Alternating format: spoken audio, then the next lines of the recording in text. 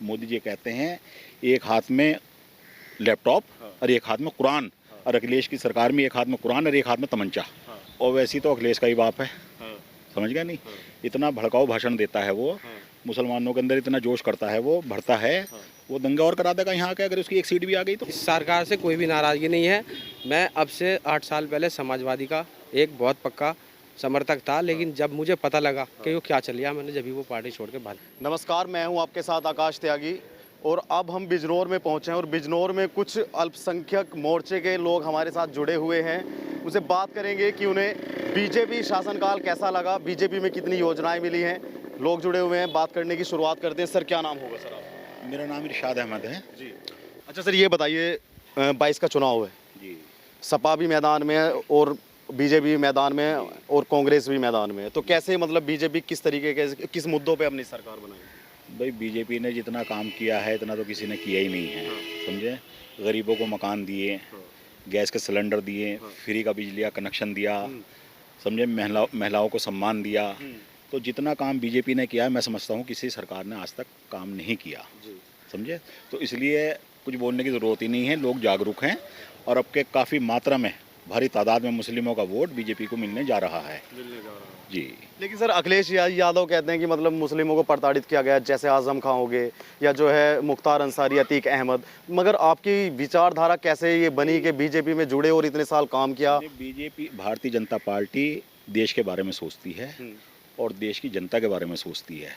Samajwadi party गुंडे तैयार करती है, समझे। मोदी जी कहते हैं एक हाथ में लैपटॉप और एक हाथ में कुरान, और अखिलेश की सरकार में एक हाथ में कुरान और एक हाथ में तमंचा। गुंडागर्दी फुल चलती है, उस पर योगी जी ने अंकुश लगा दिया।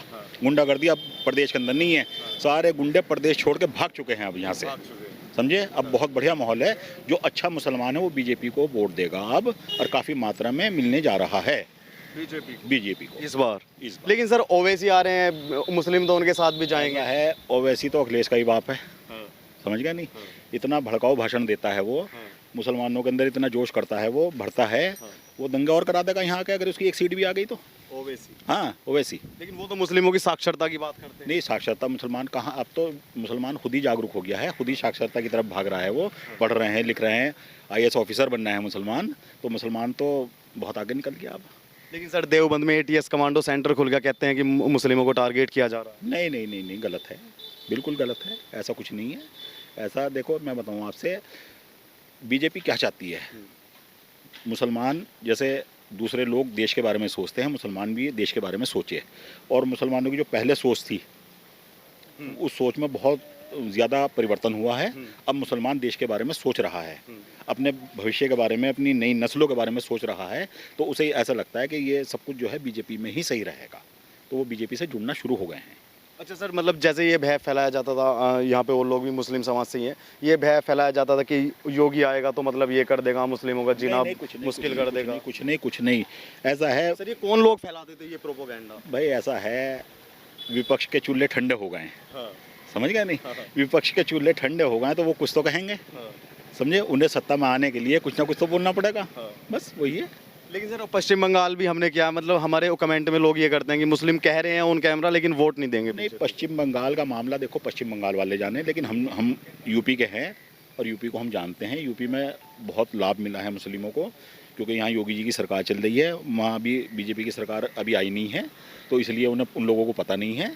अब बीजेपी की सरकार जिस राज्य में आ गई, उस राज्य में मुस्लिमों को बहुत ज़्यादा कुछ दे रही है बीजेपी, तो जब वहाँ आएगी तो वहाँ लोगों को भी पता चल जाएगा। लेकिन सर ओवैसी कह रहे हैं कि ट्रिपल तलाक पे सरकार को, ये सिर्फ इस्लाम के अंदर का मैटर था, सरकार को हाथ नहीं लगाना चाहिए था। ये ट्रिपल तलाक का जो मामला हुआ है, जो सरकार ने ये बिल पास किया है, इससे तो मुस्लिम महिलाओं को हमारी बहुत फ़ायदा हुआ है, समझे नहीं। आए दिन जो झगड़े मचते थे मुसलमानों के घरों में, बहुत कम हो गया, कमी आ गई उसके अंदर, बहुत कमी आ गई अब उसके अंदर, समझिए। तो महिलाएं हमारी बहुत खुश हैं बेचारी। ओवैसी तो ये भी कह रहे हैं कि जनसंख्या कानून को लाए हैं मुस्लिमों को टारगेट करके। नहीं, तो अब तो मुसलमान खुद ही 2-3 पा गया, 2 या 3, क्योंकि अब पढ़े लिखे हो गए ना सब लोग। भाई वो 7, 8, 10 वो पुरानी कहानी थी, अब नहीं है वो। अब तो 1, 2, 3, अब ये देखो ये खड़े, कितने बच्चे हैं आपके? 3, मेरे 1 है, आपके कितने? 3, सब ऐसे ही आ गए। हैं? इनके दो हैं, सब ऐसे ही आ गए, 2-3 पा गए अब तो। अच्छा सर, ये ओवैसी कहते हैं कि मुसलमानों को हक नहीं मिला 70 साल से, ये कौन से हक की बात करते हैं सर? क्या नहीं मिला मुस्लिमों को भारत में? जब देश का बंटवारा हुआ था, जितने भी मालदार मुस्लिम थे, पढ़े लिखे मुस्लिम थे, जमींदार मुस्लिम थे, ये सब तो पाकिस्तान पहुंच गए। यहाँ तो दबे कुचले लोग बचे थे, बहुत कमज़ोर लोग बचे थे। आज बहुत आगे बढ़ गए हैं वे लोग।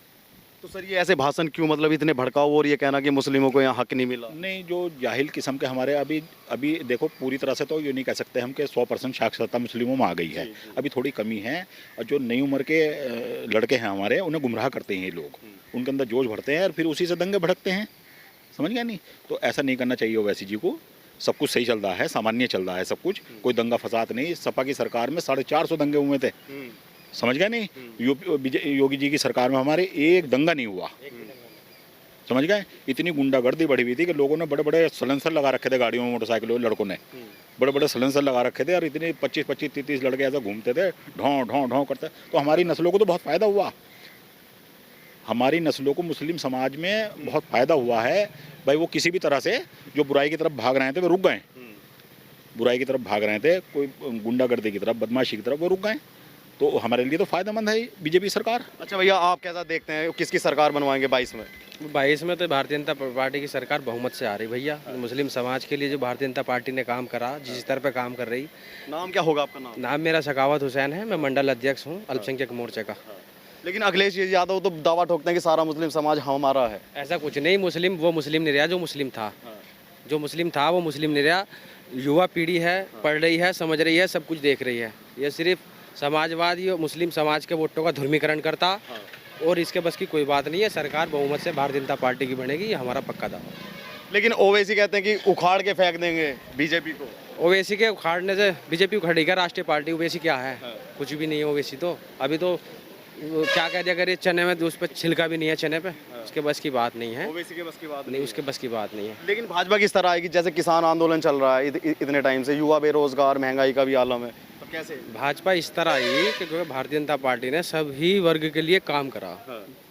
मुस्लिम समाज के लिए जिसके घर नहीं था, सिलेंडर नहीं था, किसान सम्मान निधि 6000 आ रही थी, 12000 कर दी।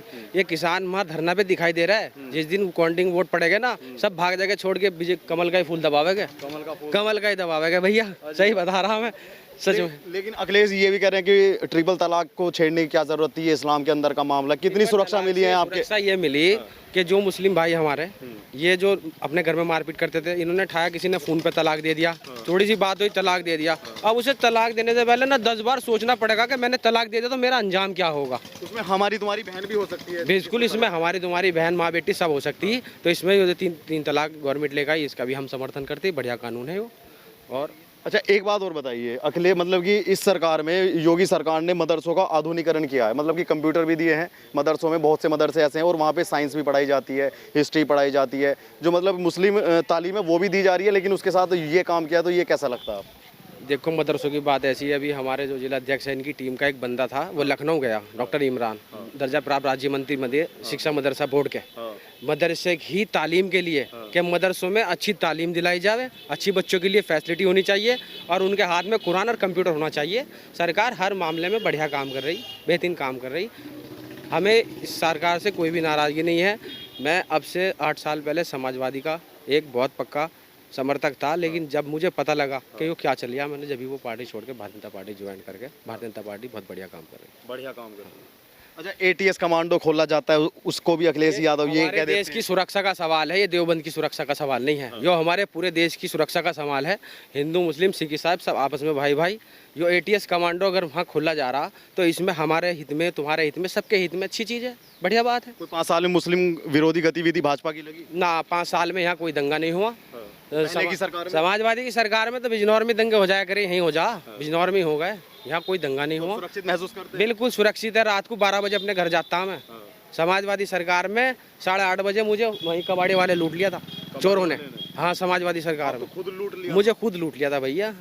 अब मैं 12 बजे घर जाऊँ, 11 बजे रात में। जनसंख्या कानून आया, अखिलेश तो उसको भी कह रहे हैं कि सबके लिए है, वो मुस्लिमों के लिए नहीं है। जनसंख्या कानून अगर गवर्नमेंट ला रही तो वो सबके लिए, उसमें ज्यादा बच्चे हिंदुओं में भी होते हैं, हम ये नहीं कह रहे, हिंदुओं में सबके लिए है वो। हिंदू मुस्लिम सबके लिए कानून होगा, वो हमारे लिए नहीं होने का, वो सबके लिए कानून होगा और देश हित में कानून होगा।